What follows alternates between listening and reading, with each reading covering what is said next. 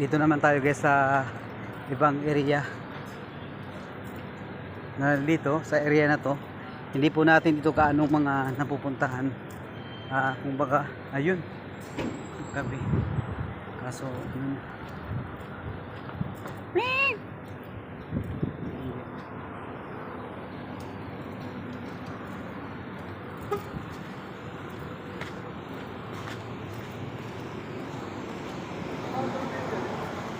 itong area nito kaya wala po ganong mga nagtatambay dito, mga pusang gala, dahil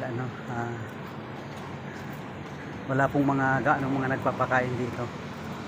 Tapos isa pa,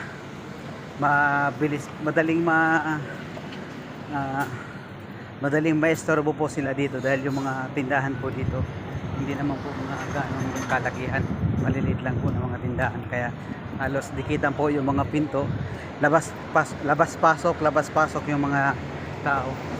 Okay lang sana guys kung napapakain po sila ng maayos, ay wala sanang problema. Ayan. Ay kumakain siya. Ayan. Yan po guys. Ayan. Ang late pa niya.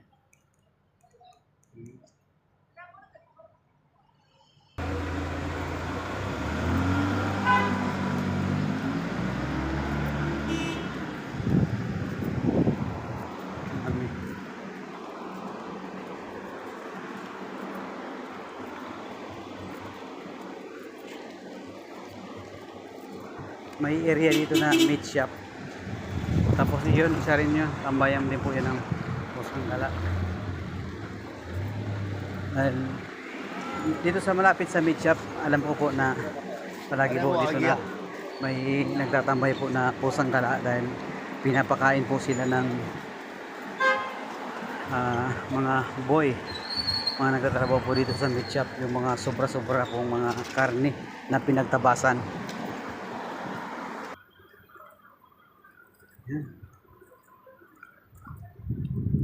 Ito yung wala po tayo guys madaanan ng mga Pilipino po dito. Ngayon nagsarado na rin yung tindahan dito.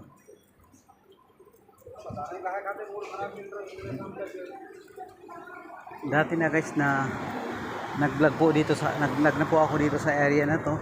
May natulungan na po tayo dito na ibang lahi po na wala pong trabaho, wala pong kahit na kaya napakatanda na po niya.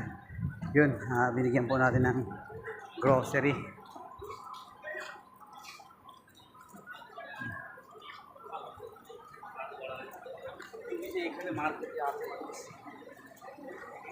Wala guys, papawi na po tayo dahil wala na po tayo makita na mga pusang gala dito. Papawi tayo dahil may bibili po tayo, magluluto pa po tayo. Salamat guys sa mga patuloy po mga sumusuporta kay Biyaherong Pagtabang Vlog. Thank you guys.